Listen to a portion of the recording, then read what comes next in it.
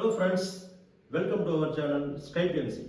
இன்னைக்கு நம்ம பேச போகிற டாபிக் வந்து ரொம்ப இம்பார்ட்டண்டான டாபிக்ங்க.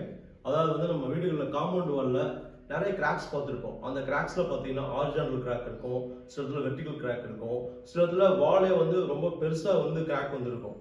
இதுக்கெல்லாம் வந்து எதனால் வந்து இது மாதிரி ஆகுது, இதை எப்படி ப்ரிவென்ட் பண்ணலாம் அப்படிங்கிறத பற்றி இந்த வீடியோவில் நம்ம டீட்டெயிலாக பேச போகிறோம். வாங்க வீடியோக்குள்ளே போகலாம்.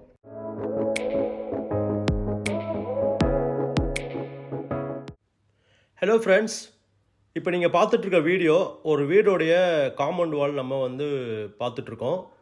இந்த வீடியோவில் பாருங்கள், அந்த காம்பவுண்ட் வாலில் எவ்வளோ கிராக்ஸ் இருக்குது பாருங்கள்.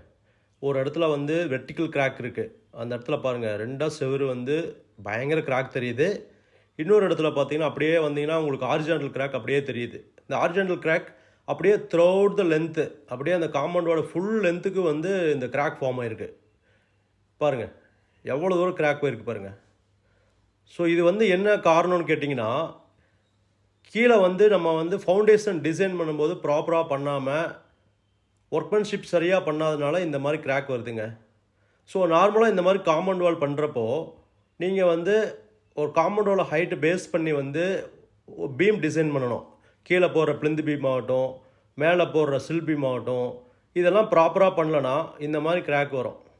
அது வந்து டிசைன் பண்ணும்போது அந்த அந்த அந்த இடத்துடைய மண், நீங்கள் காம்பவுண்டோட ஹைட்டு இதெல்லாம் பார்த்து தான் டிசைன் பண்ணோம். இந்த இடத்துல இவங்க எதுவுமே ஃபாலோ பண்ணாதனால தான் இந்த மாதிரி கிராக்லாம் வந்திருக்கு.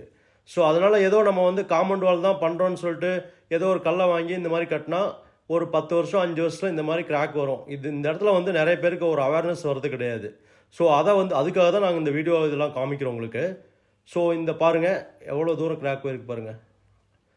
இன்னொரு காரணம் வந்து பார்த்திங்கன்னா, காலம் டு காலம் பில்லர் போட்டிருக்காங்க. அதை தவிர வந்து உங்களுக்கு கிளைமேட் கண்டிஷன்ஸு கூட வந்து தெர்மல் கான்ட்ராக்ஷன் வரும். அதாவது வந்து விரிஞ்சு காலமுடைய வாலுக்கும் அந்த இதுக்கும் வந்து ஜாயிண்ட் இடத்துல கூட அந்த மாதிரி கிராக் வரும். இன்னொன்று வந்து நீங்கள் அந்த காம்பவுண்ட் வால் பக்கத்தில் பார்த்தீங்கன்னா ஒரு பெரிய ஒரு மரம் இருக்குது பாருங்கள். ஒரு மரம், அந்த வேப்ப மரம் பார்த்தீங்கன்னா காம்பவுண்ட் வால் ஒட்டி இருக்குது உங்களுக்கு. ஸோ நார்மலாக வந்து ஒரு காம்பவுண்ட் வால் பண்ணுறப்போ ஒரு பில்டிங் பண்ணுறப்போ ஒரு 5 மீட்டருக்கு தள்ளி தான் நீங்கள் வந்து ஒரு மரமோ அல்லது வந்து ஒரு செடியோ வைக்கணும். இல்லைனா அதோட ரூட்ஸ் எல்லாமே கூட இதை அஃபெக்ட் பண்ணும். ஸோ அதனால் பில்டிங் பக்கத்தில் இந்த மாதிரி மரம்லாம் வைக்கக்கூடாது. ஸோ இதெல்லாம் நீங்கள் ஃபாலோ பண்ணி கரெக்டாக பண்ணிங்கன்னா ஒரு நல்ல காம்பவுண்ட் வாலை பண்ணலாம். அதை தான் இந்த வீடியோவில் நாங்கள் போட்டிருக்கோம். ஃப்ரெண்ட்ஸ், இந்த வீடியோ பிடிச்சிருந்துன்னா லைக் பண்ணுங்கள், ஷேர் பண்ணுங்கள், கமெண்ட் பண்ணுங்கள், மறக்காமல் சப்ஸ்கிரைப் பண்ணுங்கள். அது கூட பெல் நோட்டிஃபிகேஷன் மறக்காமல் தட்டிடுங்க. அப்போ தான் நாங்கள் போடுற வீடியோ உங்களுக்கு ரீச் ஆகும். தேங்க்ஸ் ஃபார் வாட்சிங்.